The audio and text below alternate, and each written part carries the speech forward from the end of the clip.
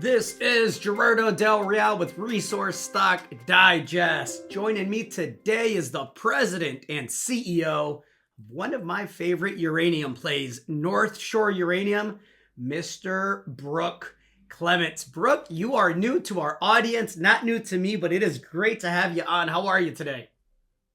I'm great today, Gerardo. Thanks for the time. Well, listen, a pleasure to have you on. Let's get right into it. I can't think of a better time in the history of the world to be an American-based uranium exploration company. The supply-demand fundamentals are the best I've ever seen them. You're here in the US. You're a new-ish company. I am a biased shareholder, having participated already in one of the financings. And I want to get to all of that. But before we get to that, can you please give those of us that are not familiar with your background a little bit of insight as to your background and kind of where you've been? You've done it for many, many years, or successfully. Yeah, Gerardo. I'll call your attention briefly to our team. I'm a geologist originally from the U.S. and have a master's degree in economic geology from the University of Arizona. I moved to Canada in 1999, where I've held several executive positions focused on diamonds in northern Canada, copper in Argentina, and now uranium. When I was in the crazy diamond boom, I was fortunate to be involved with some significant diamond discoveries, one in Quebec and one in Nunavut. Another key person on our team is Blake Steele. He's an advisor to the company and a founding investor. He was the CEO of Azarga Resources, which advanced the Dewey Burdock in situ recovery project in South Dakota, all through the uranium bear market. And he focused during that time on resource definition and permitting, which was a little tricky there. The uranium market came alive in 2021, and Azarga was sold to Encore Energy for 200 million Canadian in 2022. And finally, one of our directors, Jimmy Tom, has deep uranium technical and development expertise and experience with evaluating projects like our Rio Puerco project in New Mexico. And he was the exploration manager for Paladin Energy until 2021. Well, listen, I did very, very well with Blake multiple times. I've made money with him in the past, very familiar with him. I couldn't be more excited to be a North Shore Uranium shareholder. You have, and I love catching stories early, right? You have a tiny market cap of 18 million. It's 2025, and look, the supply-demand fundamentals in the uranium space were already compelling, but I think the unexpected demand and projections from data centers and, the tech bros AI ambitions, if a quarter of that is to come to pass here over the next several years, I think we're going to have a uranium bull market for the books, and your timing couldn't be better. Can we talk about North Shore specifically and the asset that you just were able to vend in?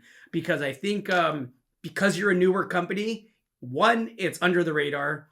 Two, like I mentioned before, your timing is absolutely perfect. And three, I want to know how you're going to unlock the value there on that project. Yeah, as you mentioned, the long-term fundamentals for uranium are great. There's a gap between uranium production and demand that is projected to continue to widen because of AI and all that stuff. And recently, over 30 countries, including the U.S. and Canada, committed to triple nuclear power by 2050.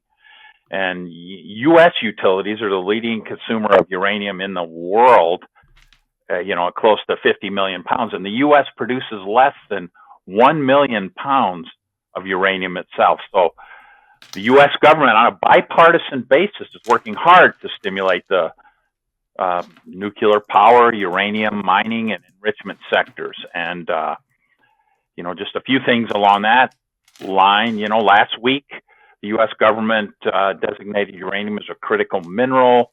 October 28th, Cameco, Westinghouse, and Brookfield Management struck a strategic partnership with the U.S. government, and they plan to devote $80 billion to the construction of nuclear reactors in the U.S. That's a lot of uranium the U.S. is going to need.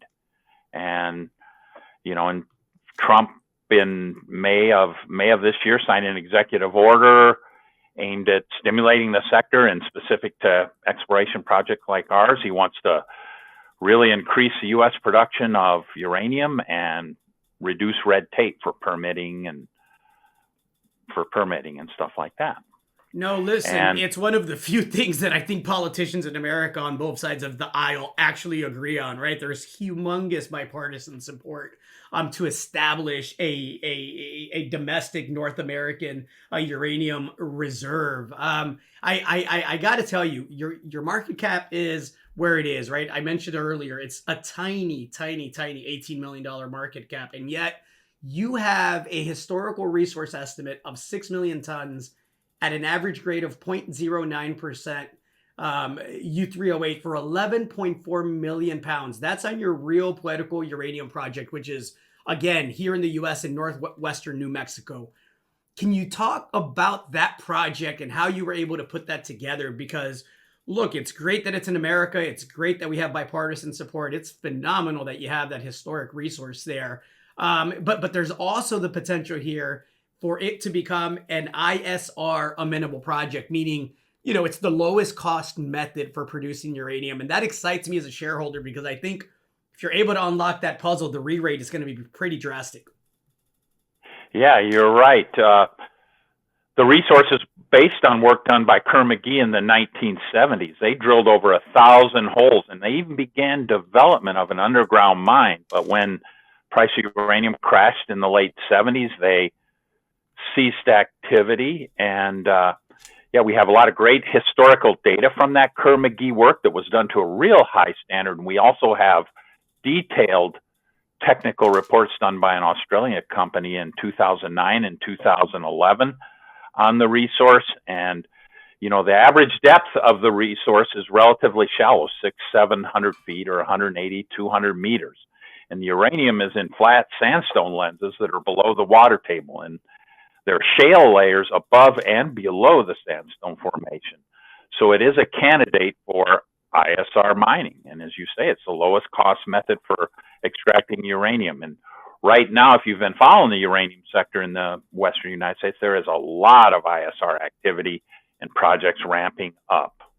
No, listen, I couldn't agree more with you, Brooke. I got to ask you the $1 million question, right? How do you unlock that value and get this asset advanced? I know you're in the midst of planning a drilling program here. How are things coming along on that front?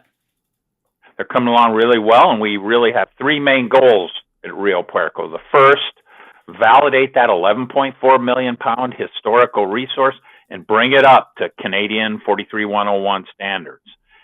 And also, that historical resource is only on one section of land. Our claim block covers portions of three other sections where uranium mineralization has been identified. So we think we got a good opportunity to expand the size of the resource.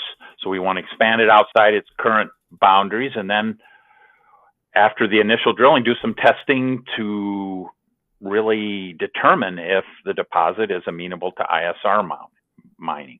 And we're now preparing for a drill program in H1 2026 and working with the historical data. We've constructed a 3D model, and we're going to go do a few fences of lines across areas with continuous uranium mineralization just to confirm and validate that 1970s data. And we're also looking at a few holes outside the boundary of the resource to, again, work towards expanding the resource. And we've begun the permitting process for the drill program with the BLM and the state of New Mexico. And as you mentioned, I think at our market cap, we're a good value proposition. At US $80 a pound, that 11.4 million pound resource be worth about 900 million US. And our valuation today is 19.5 million. And that would give that resource a value of just $1.70 Canadian a pound or 120 US a pound. So I think we have some potential to grow that value. No, look, there's a lot of runway there. It's worth mentioning two things. You have an option to earn up to 87.5% of the Rio Puerco project. And the second thing worth mentioning is that insiders and founding investors hold roughly just shy of 29%, if I'm not mistaken, of issued shares. I absolutely love seeing management and insiders and founding investors having skin in the game. And I think, look, I think obviously you're going to close out the year strong, but I really can't wait for 2026. I encourage everybody to go to northshoreuranium.com and take a look. You have the team, you have the share structure, you have the asset, you're here in the US, and you have bipartisan support to advance this thing in an expedited fashion. So I think I think it's going to be a fun 2026. Anything to add to that, Brooke? No, I think, and you know that value that I was telling you about is just for the New Mexico uranium resource. You know, we also have 2 prospective properties in Saskatchewan and a great team that deserve some value as well. No, absolutely. Couldn't agree more. Again, I'm biased. I'm a happy shareholder. I will be for some time. And I believe here in the next coming months and years, it's going to be a very fun and profitable ride. Brooke, thank you so much for your time. Looking forward to having you back on. Okay. Thank you, Gerardo. All right. Cheers. Chat soon. Okay. Hey everybody, Gerardo Del Real here. If you're enjoying the content that you just saw, you can let us know in 3 simple steps. Hit the like button, hit the subscribe button, and please share across your network and on social media. Take care, everybody.